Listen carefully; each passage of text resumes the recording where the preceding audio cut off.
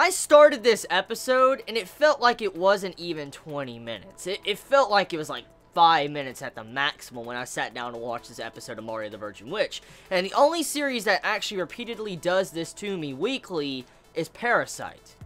That's quite the compliment I have for Mario the Virgin Witch, because that's how much I enjoyed this episode, sitting back and watching it, because just getting to see the war going on, getting to see what was happening to Maria in this episode, of how she got speared almost, oh dude, and just the overall progression of the episode, getting to see the priest's perspective as he's walking and he's thinking about all the things going on around him. I mean, just so many little scenes in this episode that just made it so entertaining, and I will once again express this. Mario the Virgin Witch is one of the best series from this anime season. It is, because it's a series that just, it's a hidden gem. You don't expect it to be good, especially with a title called Mario the Virgin Witch, and once again, every single episode, it continues to dish out this amazing plot, these amazing characters, amazing progression, great music, and just great turn of events and shocking revelations going on. Like Golfa, he gets his freaking arm taken out in this episode. Like, I didn't expect that. I mean, he goes off and kills his boss and stabs him and all that in the throat.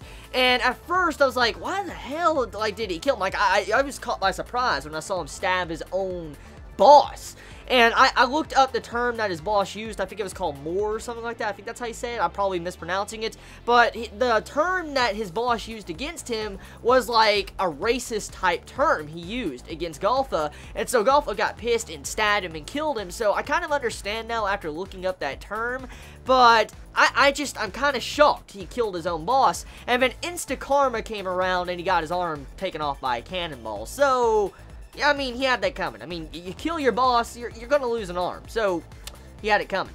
The thing is, though, I wonder what is really going to happen with Golfa's character, because with the episode, he was kept alive. The priest actually goes out of his way to use the best medicine and, you know, medical help that he can possibly offer this dude to heal his arm, make sure he's back up and working again and stuff like that, probably to use him to take down Maria. But I wonder how he is going to progress individually as a character. Is he going to follow the church and do what they say, or is he going to take his own path, and is he going to try to help out his fellow friend that saved his life once before? I mean, I'm very curious to see what direction his character is going to take through the journey of this series. And there's something I actually have to ask real quick.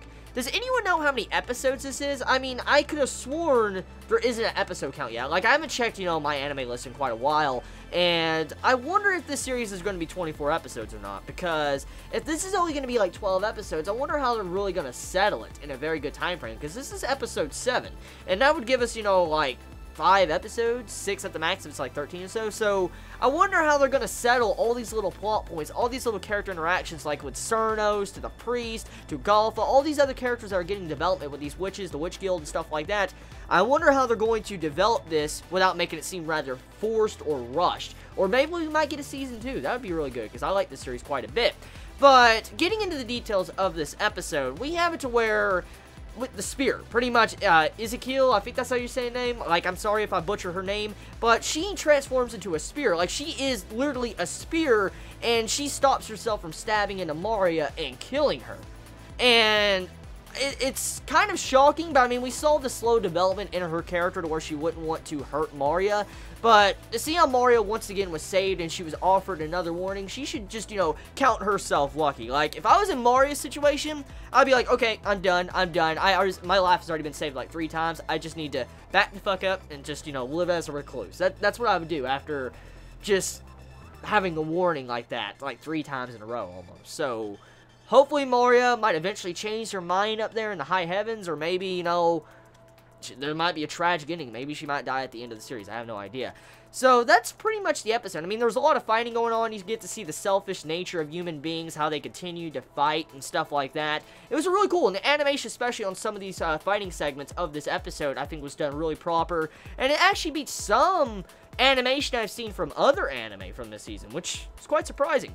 So tell me your thoughts. How do you feel about this episode of Mario the Virgin Witch? Did you enjoy it? Did you hate it? What was your favorite moments about it? I love you all so much. You have a wonderful day or night wherever you live. Please be safe. Chibi out.